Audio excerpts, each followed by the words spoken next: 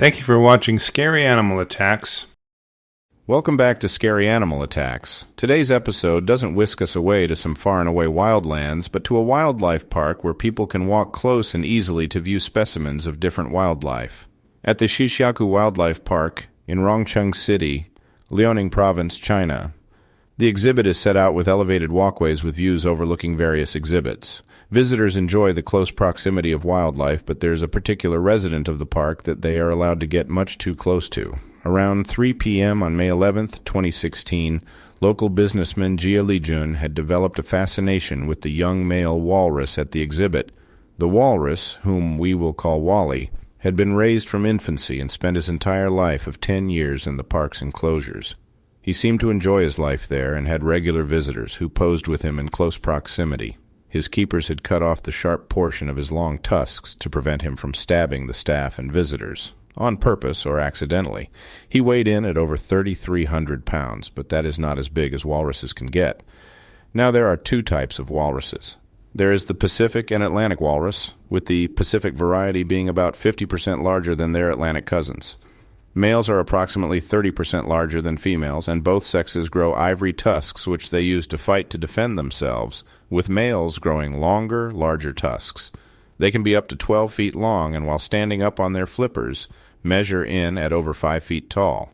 Their skin, which can be up to 1.6 inches thick, and as a secondary sex characteristic, male walruses develop thick nodules on it. Scientists believe these traits serve as a sort of armor against the sharp tusks of other male walruses. It isn't hard to understand why Jia was so fascinated by these ponderous pinnipeds, and he had a wonderful plan for the day. He walked along the elevated walkway, taking in the sea air and scents of the animals. As he approached the walrus enclosure, he could see an area that allowed visitors to get into the walrus enclosure for close-up pictures with the massive animals. Jia decided to pose near the big male in the enclosure and snap a few selfies and post them to his social media profile. His friend Wu always commented how enjoyed seeing the pictures, so it would be something else they could talk about next time they got together. Jia scooted over near the giant walrus and began to snap photos and videos, quickly posting them to his accounts. He maneuvered himself to where Wally was and made sure that his whiskered face showed up in the frame near Jia's. For reasons unknown, the walrus immediately clamped its jaws onto Jia's jacket and dove for the water. There was an apparent mismatch in power, and once the two hit the water, the disparity was magnified. Walrus are slow and clumsy on land, but can swim up to 21 miles per hour in the water for short bursts, and Jia was completely at this one's mercy. It rocketed around the enclosure, and each time Jia would try to wiggle free, the walrus would fling him around and dive with him again. Bystanders began to yell at Jia to swim to the side and couldn't believe what they were seeing.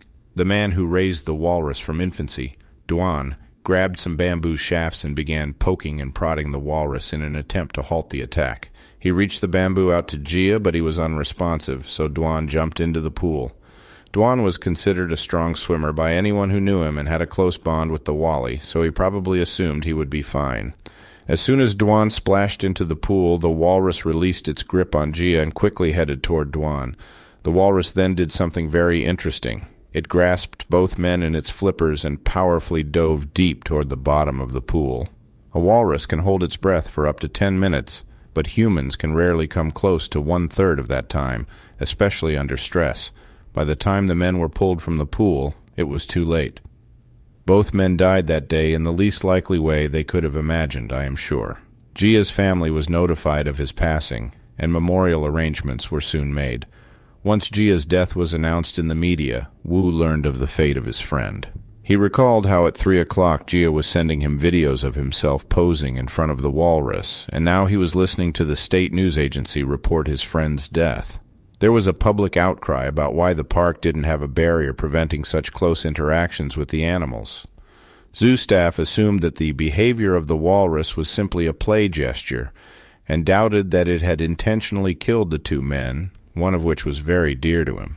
The public attention was focused on blaming park design for the deaths, and the walrus exhibit remained open.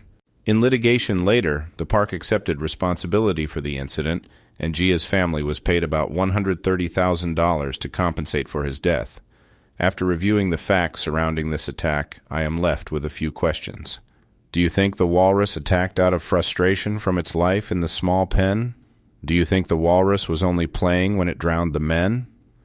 Did you know that walruses could use their flippers like humans use their arms?